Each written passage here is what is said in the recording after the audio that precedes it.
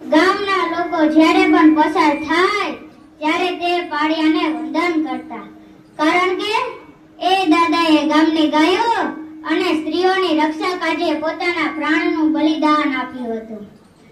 એક દિવસ એ દાદાનો પૌત્ર મોટો થઈને એ ખાંભી પાસેથી પસાર થઈ રહ્યો હતો.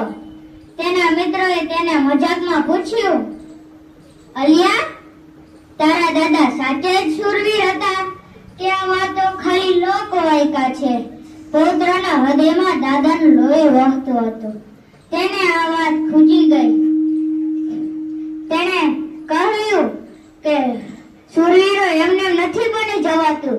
શૂરવીર તો એવો હોય છે જેણે આ ધરતી પર લોહી રેડ્યા છે, સ્ત્રીઓની આબરૂ લૂંટતી બચાવી છે, ગામની ગાયોની વારે ચડ્યા છે.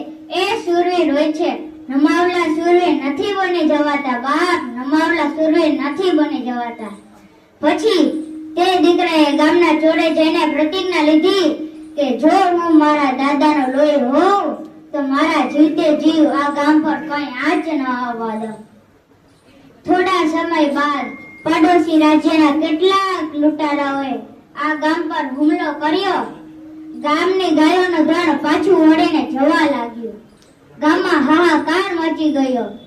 તે સમયે દીકરો ઘોડે સવાર થઈને હાથમાં તલવાર લઈને એકલો જ લૂંટેરાઓને સામે હસી ગયો.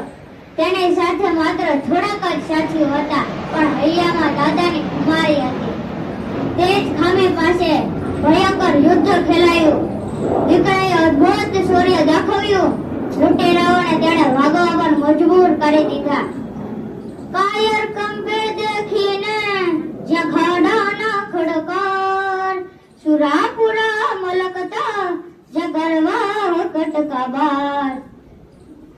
લૂંટેરાઓનો સામનો કરતા કરતા તે દીકરાને અનેક ઘા વાગ્યા અને તે પોતાના દાદાની ખાંભી પાસે ઢળી પડ્યો. ગામના બધા જ લોકો ત્યાં ભેગા થયા. તેમણે જોયું દીકરાના મોં પર એક અનોખી શાંતિ અને સ્મિત હતું. દીકરાએ મળતા મળતા એટલું જ કહ્યું, હવે કોઈ મારા દાદાના શૌર્ય પર શંકા નહીં કરે. પાણી લોહી નથી થઈ શકતું. આજે મેં એ સાબિત કરી દીધું છે. આજે પણ એ જ દાદાની ખાંભીની બાજુમાં એ દીકરાનો પાળિયો પૂજવામાં આવે છે.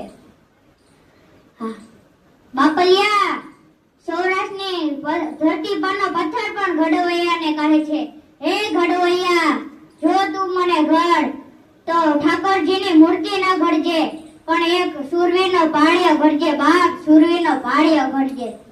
ઓ ગઢ ધીંગાણેના માથામાં સણેના પાળિયા થઈને પૂજાવું રે ગઢવૈયા મારે, ઠાકોરજી નથી થાવું રે, ઠાકોરજી નથી થાવું.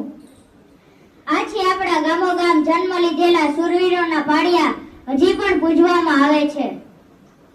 હા ભાઈ, હા સાહેબ, ગામની ગાયો માટે અને પોતાના ધર્મની રક્ષા માટે જેણે માથા ઓઢાવી દીધા પણ પીઠ નથી બતાવી, આવા શૂરવીરોને આ પાંચાળીની અને સોરઠની ધરા આજે પણ પ્રણામ કરે છે.